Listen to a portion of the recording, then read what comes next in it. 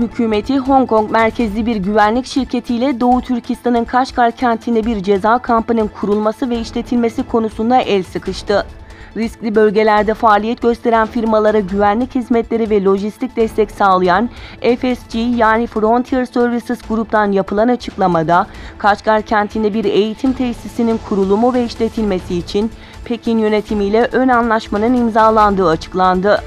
Milyonlarca Uygur Türk'ünün Çin yönetimince toplama kamplarına gönderildiği bir ortamda FSG'nin Kaşgar'da varlık gösterecek olması endişe ve tartışmaları da beraberinde getirdi.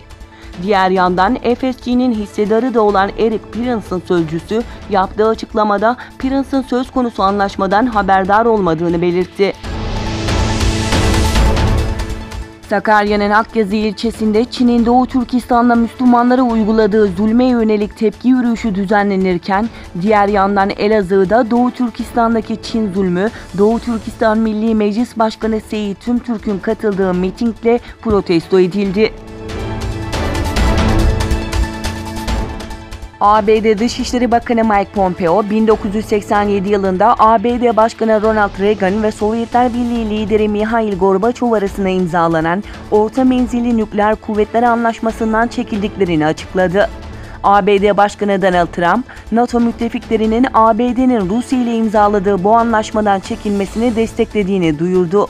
NATO ise ABD'nin kararını desteklediğini açıkladı.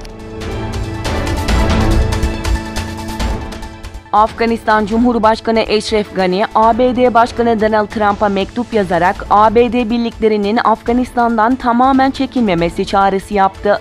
Telenews haber sitesine göre New York Times gazetesinde yayımlanan mektupta Gani, ABD birliklerinin Afganistan'dan tamamen çekilmemesi gerek ama masrafları düşürmek için asker sayısı azaltılabilir ifadesini kullandı.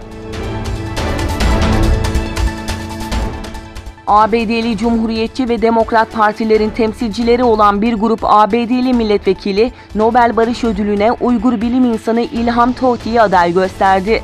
Tohti son 5 yıldır Çin hapishanesinde olup ömür boyu hapis cezasına çarptırıldı. Mark Rubio yaptığı açıklamada Çin hükümetinin ve Komünist Parti'nin insan haklarını büyük ölçüde ihlal etmeye devam ettiği ve bu nedenle 1 milyondan fazla Uygur ve diğer Müslüman etnik azınlık mensuplarının siyasi yeniden eğitim kamplarında yer aldıklarını belirterek bu adaylık için en uygun zaman olduğunu söyledi.